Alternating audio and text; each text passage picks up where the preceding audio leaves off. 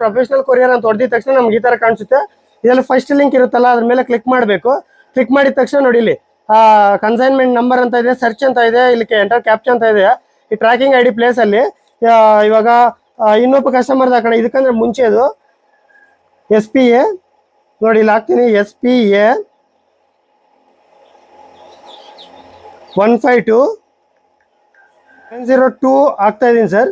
ಈಗ ಇಲ್ಲಿ ಕ್ಯಾಪ್ಚರ್ ನೋಡಿ, ಇಲ್ಲಿ ಏನಿದೆ ಅದೇ ಬಿಗ್ ಲೆಟರ್ ಇದ್ರೆ ಬಿಗ್ ಲೆಟರ್, ಸ್ಮಾಲ್ ಲೆಟರ್ ಇದೆ ಸ್ಮಾಲ್ ಲೆಟರ್ ಹಾಕೋಬೇಕು. ಡಿಫ್ರೆನ್ಸ್ ಆಗಿದೆ ಬರಲ್ಲ. ಇವಾಗಾದ್ರೆ ಇದರಲ್ಲಿ ಎಲ್ಲ ಬಿಗ್ ಲೆಟರ್ಸ್ ಇದೆ ಅಲ್ವಾ, YFC ಅಂತ ಬಿಗ್ ಲೆಟರ್ಸ್ ಎಲ್ಲ ಹಾಕಿ, ಮತ್ತೆ 3 ನಂಬರ್ ಇದೆಯಲ್ಲ 3 ಕೂಡ ಹಾಕಿದ್ದೀನಿ. ಇವಾಗ ಸರ್ಚ್ ಮಾಡ್ತೀನಿ. ಸರ್ಚ್ ಮಾಡಿದ ತಕ್ಷಣ ನೋಡಿ ಇಲ್ಲಿ ಸ್ಟಾಟಸ್ ಏನಿದೆ, ಟ್ರಾನ್ಸಿಟ್ ಅಲ್ಲಿ ಇದೆ, ಬೆಂಗಳೂರಲ್ಲಿ ರಿಸೀವ್ಡ್ ಅಟ್ ಬೆಂಗಳೂರು ಅಂತ ತೋರಿಸ್ತಾ ಇದೆ. ಇಲ್ಲಿ ವ್ಯೂ ಡೀಟೇಲ್ಸ್ ಅಂತ ಇರುತ್ತೆ, ಅದ್ಮೇಲೆ ಪ್ರೆಸ್ ಮಾಡಿದ ತಕ್ಷಣ ಕೆಳಗಡೆ ಹೋದ್ರೆ ನೋಡಿ ಇಲ್ಲಿ ರಿಸೀವ್ಡ್ ಅಟ್ ಬೆಂಗಳೂರಲ್ಲಿ ರಿಸೀವ್ ಆಗಿದೆ. ಇವಾಗ ಇದು ಬಾಕ್ಸ್ ಬಂದು ಮತ್ತೆ ನೆಕ್ಸ್ಟ್ ಇಲ್ಲಿಂದ ನೆಕ್ಸ್ಟ್ ಬರೋದು ಎಲ್ಲಿ